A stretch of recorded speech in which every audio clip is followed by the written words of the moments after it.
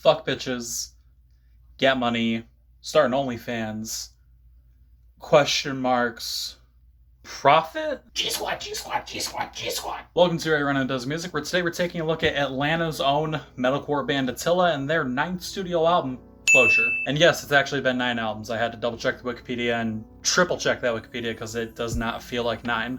In a good way. Over the course of their nearly 2-decade-long tenure as a band, Attila has garnered a reputation as probably the most hit or miss or controversial band within the scene, with a lot of people loving them and a lot of people hating them, sometimes more, sometimes less on either side. Known for misogynistic lyrics, douchebag party bro lyrics, and overall just an attitude that's the words fuck you, I should say, tattooed on your forehead. That's basically Attila at a first glance. But there's so much more than that beyond that, even though that's mainly what the band is, self-admittedly. To me, they have always been the perfect band to either just pound back a beer or pound back an energy drink, or sometimes a combination of the both, as I did in high school like an idiot, and just have a good time. Turn it up to 11. Party the fuck out.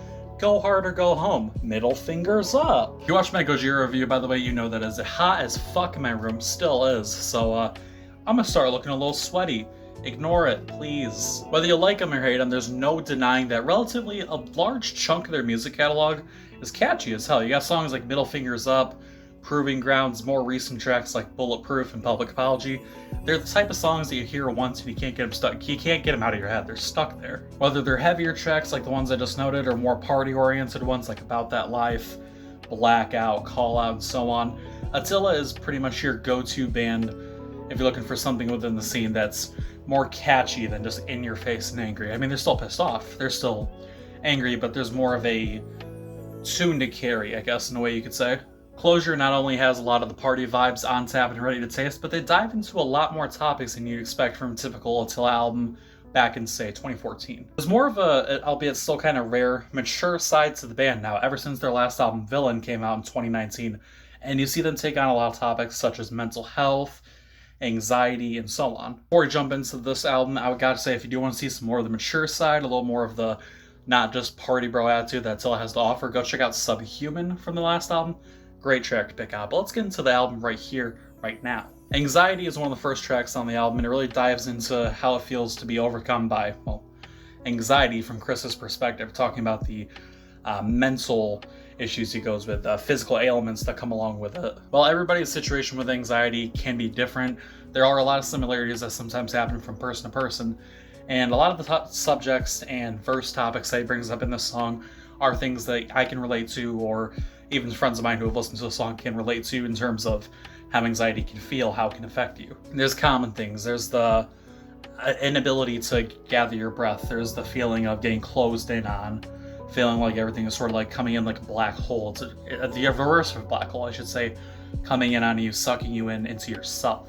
Heavy breathing, helplessness is a lot. It's enough to make somebody snap, and in a way, Franz kind of does in this song here. The last band I expected to be able to use this kind of illusion and this kind of comparison with was Attila, but here we are. The structure from verse to chorus really communicates the idea of how anxiety can progress and how it can transpire throughout the process, with how it goes from, all at once, everything is happening, to where it kind of slows down.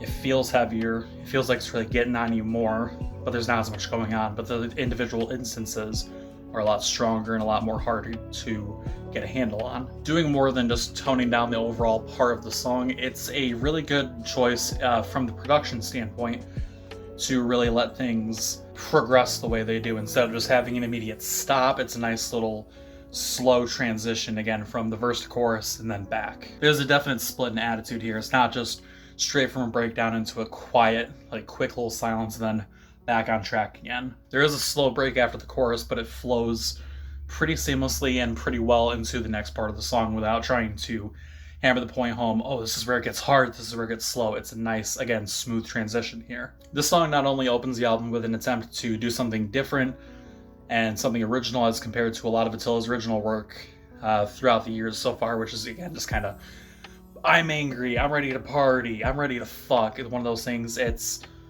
again, bouncing off of what I talked about a little bit earlier. It's what they tried to do on Villain, but a little better here, where they're trying to take more serious topics, different topics, and work on them through here. here throughout Closure. And this is, by the way, a personal pick for probably one of the better introduction tracks, if not the best introduction track throughout their discography, without a shadow of a doubt. Kind of the same, but kind of also different. Attila also does have the, again, classic Attila brand of lashing out and creating your own rebellion in your own space against everybody else, me versus the world type of thing. It's actually the last song on the album here, called Clarity. It's all about confronting this person who's trying to keep you captive, trying to keep you calm, keep you sedated, looking them dead in the eyes and saying, hey, fuck you, I won't do what you told me. This point is directly thrown at you right in the beginning with some of the first lyrics I'm going to read off right here. No matter how you decorate the walls, a prison is a prison, and I've watched the calendar fall. It's the same case they've been making for nearly 100 songs in their catalog now. Nothing you can do can stop them. Nothing you can do can stop them from doing what they do, what they're going to keep doing. They see themselves as unstoppable. Attila sees themselves as unstoppable. Franz sees himself as unstoppable and unhindered and unable to be contained whatsoever. And it's the message they're trying to convey to you, the listener, to try and get this feeling out of you as well. And it does a really good job of trying to bring that emotion up inside of you. I was listening to the song and I felt like, yeah, I can take on the world. This is my fuck you song.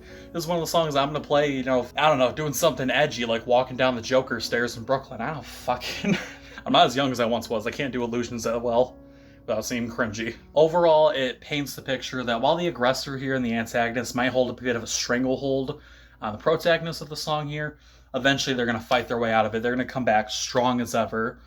Just like Attila keeps coming back stronger and stronger each and every album. They've been improving consistently ever since About That Life came out. It's been steady upwards momentum. I especially like how there's a part in the lyrics calling them a vulture. They keep coming back for scraps. They're blatantly disregarding any status they're trying to establish here. Sorry, I keep looking at my notes because I wrote this section kind of weird. Clarity is pretty much just Chris Franzak and the crew saying, hey, we're the kings around here.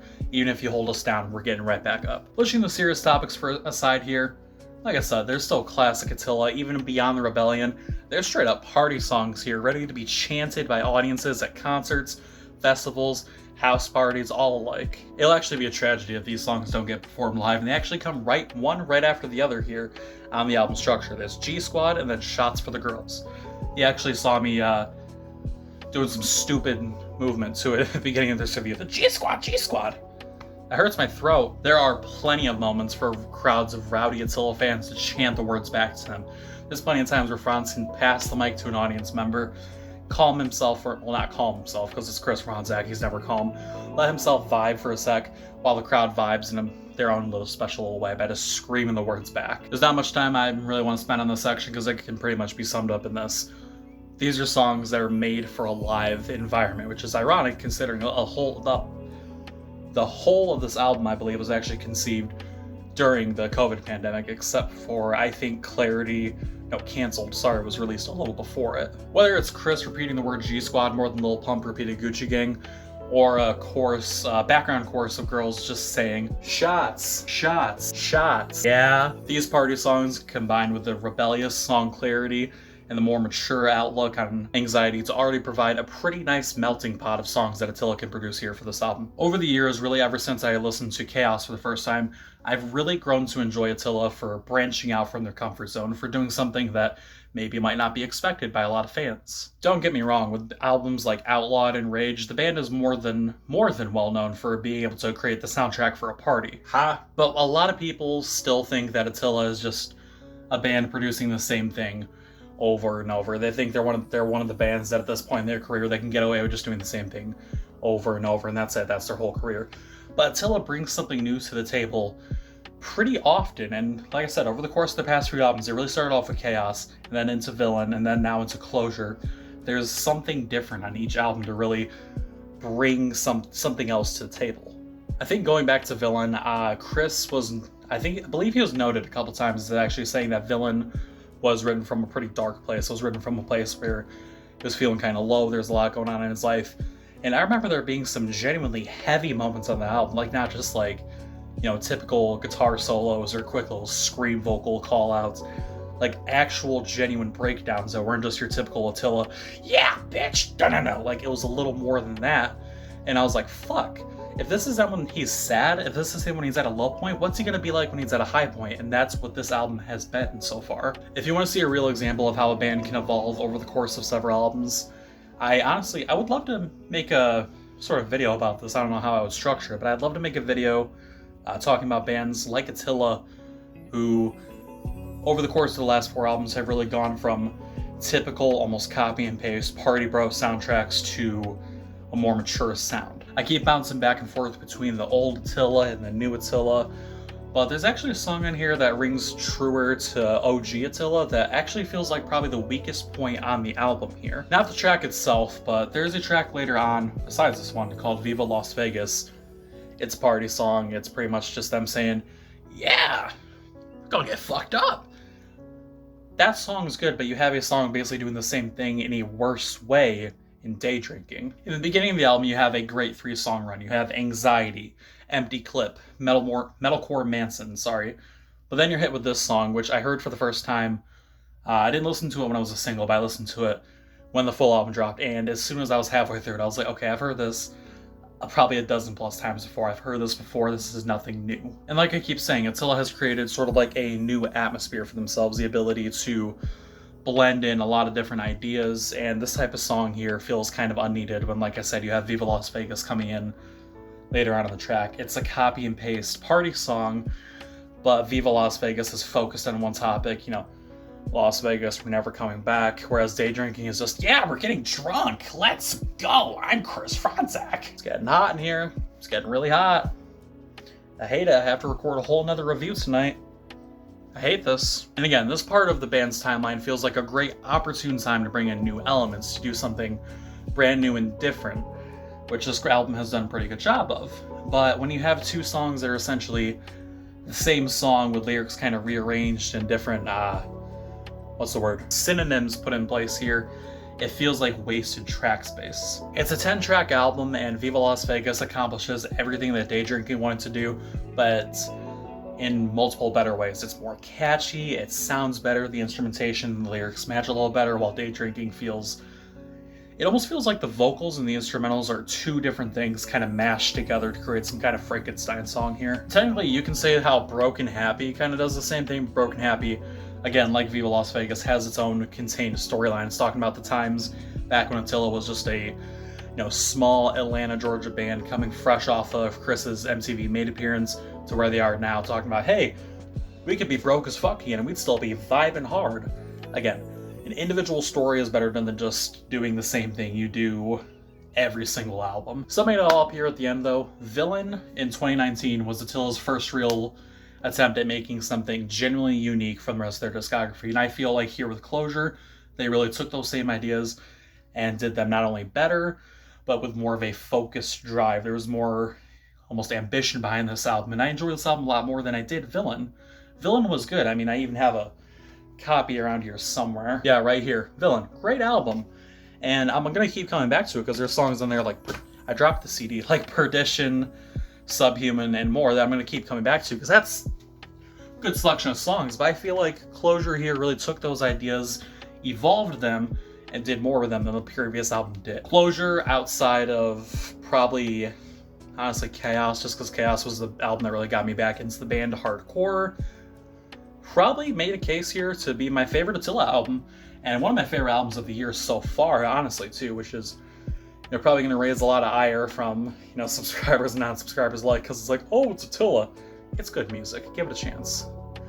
Even though Chris is self-admittedly kind of a fuck-ass. With all that said, the most unique Attila album that they have ever put out in their, like I said, nearly 2-decade lifespan. It's been a while since I started. Closure by Attila is getting an 8 out of 10 from me today. Once again, I want to reiterate the same thing I said. This is a fresh take on the Attila formula. I hope they take this and run, not run with this momentum, sprint with this momentum into the next release. I'd love to see a nice little EP where they can really take, let's say, like 4, maybe 6 songs and do something individual with every single song on that EP to really flex their creative muscles here, but I feel like we're just gonna get another album. I'm cool with either one. But yeah, that's the album review. If you enjoyed, please let me know. If you have something you want to discuss more, something you want to disagree with, comment it down below. I'm happy to discuss it with you. I'm more than happy, actually. And yeah, if you could subscribe, that'd really mean a lot to me. It helps keep the motivation going. So does a like, but I'm not gonna force you to do either because I know I can be pretty insufferable. For God's sake, I use a ring light. Thank you so much for watching. Stay hydrated. I'll see you guys next time. Goodbye.